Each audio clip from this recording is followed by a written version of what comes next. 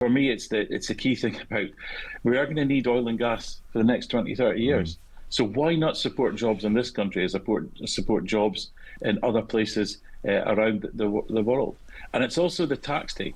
That can actually help directly towards the cost of living. More money that's getting generated by the oil and gas companies can actually feed into the exchequer that the government can then spend on whatever they like, whether they want to offset bills, for example. That may be a choice that they make. One thing it sounds like there may be some movement on when Andy Burnham becomes Prime Minister tomorrow is North Sea oil and gas drilling.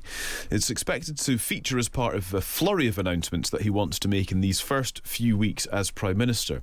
He has said he will follow the Labour Party's manifesto, and that pledged to honour existing licences to drill but not issue any new ones. At the heart of this debate are two oil and gas fields off the coast of Scotland, Rosebank and Jackdaw, which regulators approved under the last Conservative government, but they were overturned actually after a legal challenge. Joining us now is the newish Conservative MP for Aberdeen South, Douglas Lumsden. Good morning, Douglas. Good morning, Calum. I still think I'm new. Yeah, I think you probably are, to be fair. As soon as I said that, I was like, actually, you're only a couple of months in. Right, let's go for this. So, Labour's 2024 manifesto pledged to honour these existing exploration licences and not issue new ones. So, for clarity, would you support Labour breaching that manifesto commitment? No, 100%. We're facing a jobs emergency up in Aberdeen in the northeast. So, the quicker we got on with fields like Rosebank and Jackdaw, great. But there needs to be more after that. There needs to be a pipeline of projects coming through behind those big projects, because there's so many people up in Aberdeen losing their jobs right now. And this is why we need, not just Rosebank and Jackdaw, but other projects coming along behind it. Yeah. One of the critiques of the Jackdaw project is that only 27 direct full-time jobs would actually be created by this gas field in the North Sea. And this is from an environmental impact assessment that was filed publicly, I should say, by its owner Adura, which is a joint venture between Shell and Equinor. Is 27 new jobs worth it?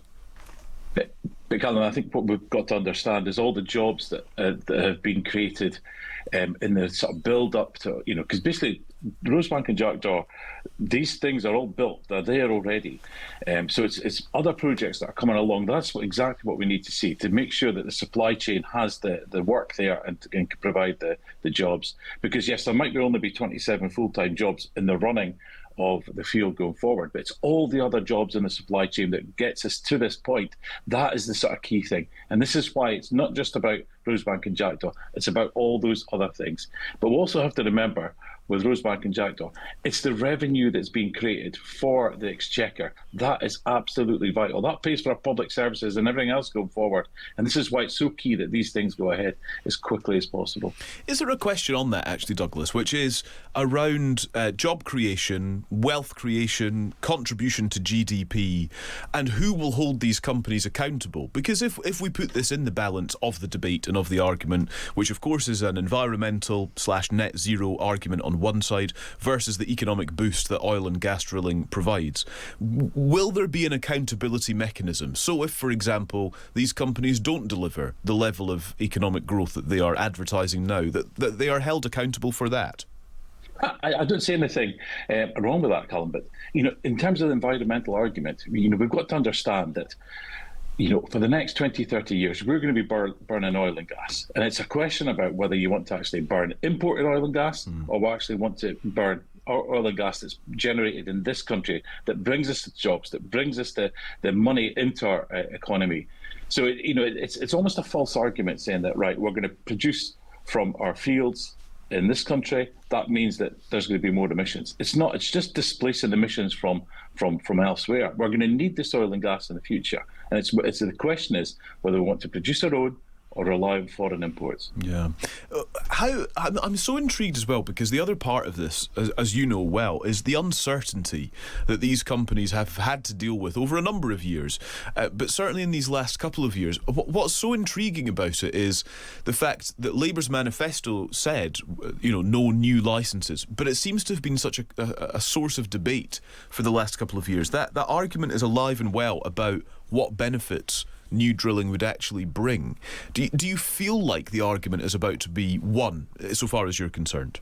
Well, I certainly hope so, because, the people of Aberdeen South, they sent a huge message to the Labour Party just 4 weeks ago now, that we want to support that industry. We need more oil and gas produced in this country. And it's not just us, the Conservative Party, that's been saying that. The unions have been on our side with this as well. They've seen how many jobs have been lost in Aberdeen. So hopefully this is a point that the Labour Party are starting to actually take note of the people in Aberdeen, but also their own trade unions. It's to understand how important this industry is to our economy and to our workers.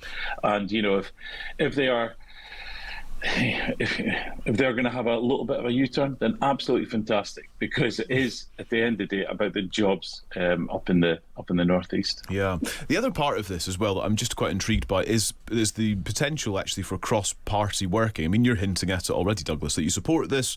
You'd welcome the U-turn. You'd welcome the change of heart, I suppose, on what was in the 2024 manifesto. And I spotted this from Al Carnes last night, who's the Labour MP for Birmingham Selly Oak. At one point was kind of hovering in the air as a potential leadership candidate in this particular period as well.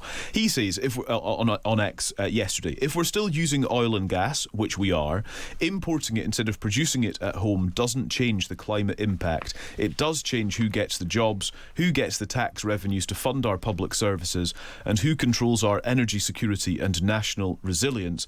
And so he says Burnham's reported announcement to drill to allow new North Sea oil and gas drilling would absolutely be the right call. Now, that first bit notwithstanding about the climate impact, which actually there may be some disagreement on, it strikes me that there is some cross-party agreement here potentially to exploit. I read that from Al last night as well. And, for me, it's like, yes, it's almost like a penny drop moment. We've been saying this for the last 2 years, and none of the Labour MPs have been, well, they maybe have been listening, but they haven't been speaking out in public. So now, hopefully, there's a bit of common sense coming through. And it's not too late, but they need to get on with it. There is 1,000 jobs a month being lost in the North Sea oil and gas industry. So we need to make sure that decline stops as quickly as possible before the skills are lost to actually mean we can actually move forward with new projects. So, if the Labour MPs are now going to start speaking out and defending the industry, absolutely fantastic, because the more people we have talking up the industry, then the better. And I suppose one of my other questions is about the sell of this to the public and around the cost of living, which is often cited as an advantage to home drilling, if I can put it like that. But there is some reporting around that there have been extensive discussions among Labour MPs yesterday, many of whom are worried that it could affect the climate while having little impact on energy bills and security. And I suppose this speaks to my accountability point again, Douglas, is can you reassure voters that home drilling would have an impact on energy bills and security? I think in terms of energy bills, I think we've got to be quite honest about that. It's probably not going to have too much of an impact on that. In terms of energy security, it will have it will help around that. But for me, it's the key thing about we are going to need oil and gas for the next 20, 30 years. So why not support jobs in this country as support jobs in other places around the world? And it's also the tax take. That can actually help directly towards the cost of living. More money that's getting generated by the oil and gas companies can actually feed into the exchequer that the government can then spend on whatever they like, whether they want to offset bills, for example. That may be a choice that they make. So it will have an impact. And we know this is why it needs to be supported, because the way we're going just now, basically blocking our own oil and gas and importing more, just doesn't make any sense at all. That's Douglas Lumsden. Thank you very much for your time. Thanks for coming on. Thank you. Douglas Lumsden is Conservative MP for Aberdeen South. I'm quite taken by this. It's been a bit of a thing in my mind over the last couple of days, this cross-party consensus, and does it exist, and what can it achieve?